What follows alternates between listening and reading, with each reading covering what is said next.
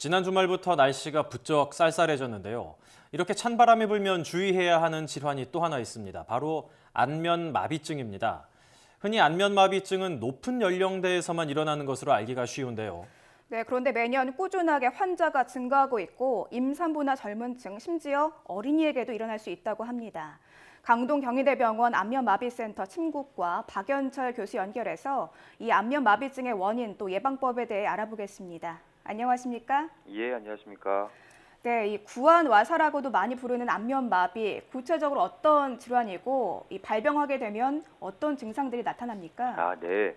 구안화사란 어느 날 갑자기 귀 뒤에 뻐근한 통증이 나타나고 수일 내 갑자기 얼굴에 마비가 오면서 이마에 주름을 잡을 수 없고 눈이 감기지 않으며 입이 삐뚤어지는 질환으로 안면신경마비, 안면마비라고 합니다. 한의학에서는 구안화사 또는 와사풍이라고 부르는 질환입니다. 네, 아무래도 이런 질환은 좀 예방이라든가 전조 증상 같은 게 마땅치 않으니까 갑자기 증상이 나타나면 정말 당황하기 쉬울 것 같은데요. 네. 만약에 제때 대처를 하지 못하고 방치하면 어떤 문제가 생길 수 있습니까? 네, 1년 이상 오래된 안면마비 환자의 경우에 외견상 좌우 대칭이 맞지 않거나 음식을 먹을 때 눈물이 나오거나 눈을 감을 때 입꼬리가 올라가거나 얼굴 근육을 움직일 때 얼굴 전체가 당기고 뻣뻣한 느낌의 후유증이 생기는 경우가 많습니다.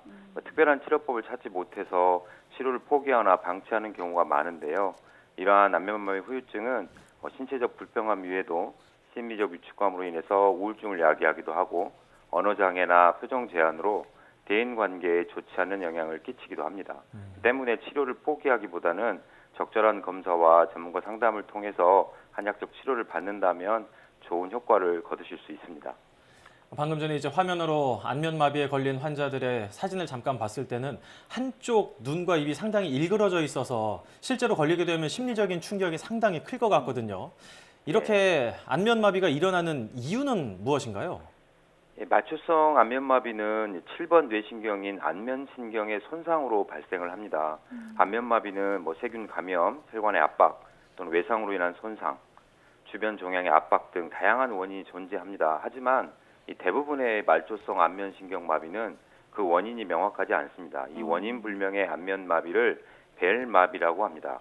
최근 연구에 따르면 이 특정 바이러스가 안면신경에서 활동성을 가지게 돼서 안면신경을 손상시키는 경우가 가장 유력한 원인이라고 합니다.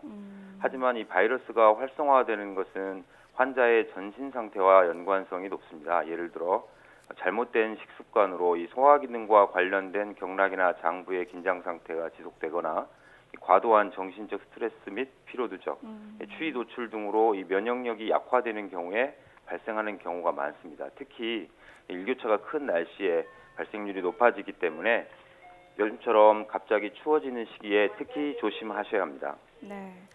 이 원인이 명확하지 않은 경우가 많지만 아무래도 이 사람의 몸 상태에 따라서 이런 질병이 좀 발병할 가능성이 높다 이런 말씀을 주셨는데요. 예. 그렇다면 구체적으로 좀 어떤 원인에 의해서 안면에 이상이 찾아오는 겁니까? 다양한 이유로 이 면역 기능이 저하된 경우에 안면 신경으로 이 혈액 공급 장애가 발생하거나 또는 특정 바이러스의 침입으로 안면 신경 부위에 혈종이나 부종이 발생합니다. 이로 인해서 생긴 이 안면 신경 부위의 염증은 이 신경을 손상시키고 수시간 또는 수일 내에 얼굴 근육을 움직이게 하는 안면 신경 기능을 마비시키는 것입니다. 면역력 저하가 만병의 원인이 되는구나 이런 생각을 해볼 수가 있을 것 같은데요. 흔히 이제 찬 데서 자면 입이 돌아간다 이런 얘기들을 많이 하지 않습니까? 네. 안면마비증 발생 가능성이 높은 계절 또는 안면마비증을 특히 주의해야 할 사람들 어떤 부류가 있는지 좀 설명을 해주시죠. 예, 첫 번째로는 이 출산 전후 임산부에게서 이 발병률이 일반인에 비해 3배 정도 높습니다. 또한 연구마다 차이는 있지만 이 당뇨가 안면마비 위험 요인입니다. 하지만 이 혈당 조절이 잘 되고 있는 경우에는 일반인과 큰 차이가 없기 때문에 당뇨가 있다 하더라도 혈당 조절이 잘 되고 있다면 걱정하지 않으셔도 됩니다. 마지막으로 나이가 많으실수록 발병 가능성이 높아지고 또 회복력도 떨어지는 경향성이 있기도 합니다. 하지만 이 최근에는 식습관이나 생활환경 변화로 청소년이나 유아들의 안면마비 발병률도 높아지고 있는 추세입니다. 나이가 어리다고 마냥 안심할 수는 없을 것 같은데요. 이 안면마비증이 다른 질환과 동반돼서 나타나거나 아니면 뭐 다른 질환을 알리는 전조 증상인 그런 사례도 있습니까? 예, 그 안면마비로 내원하는 환자들이 특히 걱정하시는 것이 혹시 중풍이 아닐까 하는 것입니다. 네. 사실 중풍에서 안면마비가 동반되기도 하는데요. 중풍과 동반되는 이 안면마비 경우에는 오히려 이마에 주름 잡기가 가능합니다. 이마에 이 주름이 잡히지 않는다면 이 말초성 안면마비인 경우가 많습니다. 다만 이 경미한 말초성 안면마비 경우에도 이마 주름 잡기가 가능할 수 있으므로 이 팔다리에 힘이 빠지거나 말이 어눌해지는 증상이 동반된다면 반드시 뇌 MRI를 통해 확인하는 것이 필요하겠습니다. 안면마비에도 이제 골든타임이 있다는 얘기를 들었는데요. 언제 병원에 가는 게 좋고 또 어떻게 치료를 하게 됩니까?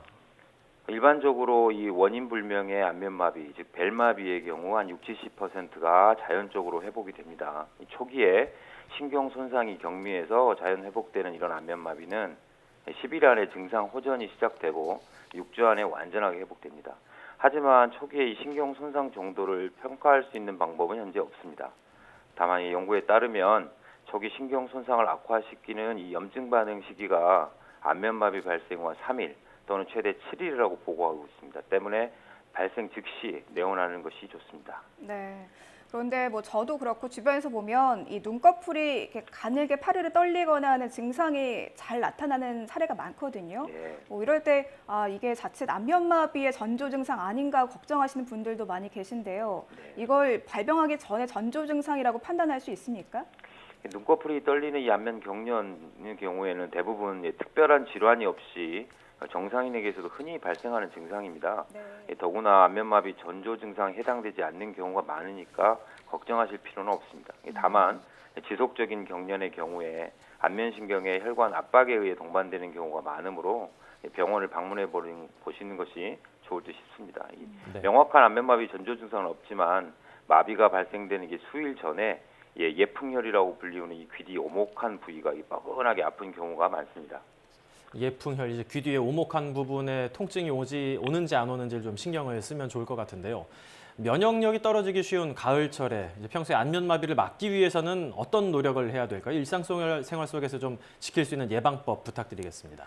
안면마비에 대한 이 확실한 예방법은 사실 없습니다. 다만 안면신경 손상이 활성화되는 이 자극 요인을 최소화하는 것이 중요합니다. 과도한 정신적 스트레스나 피로를 피하시고 기온차가 급감하는 계절에는 적절하게 체온을 유지할 수 있도록 하는 것이 좋습니다. 한의학적으로는 신경 손상 원인이 되는 이 소화와 관련된 경락이나 장부의 긴장 상태는 이 잘못된 식습관, 특히 기름진 음식이나 과도한 밀가루 섭취 등으로 오는 경우가 많으므로 주의해야겠습니다. 또한 이 면역력을 높이기 위해서는 이 제철 음식을 자신의 체질에 맞게 골고루 섭취하는 것도 도움이 되겠습니다. 기름진 음식을 가급적이면 피하고 또 제철 음식을 섭취하면서 기온 변화에 민감하지 않게끔 잘 옷을 차려입는 게 중요할 것 같습니다. 지금까지 강동 경희대병원 안면마비센터 침구과 박연철 교수였습니다. 교수님 오늘 말씀 감사합니다. 예, 감사합니다.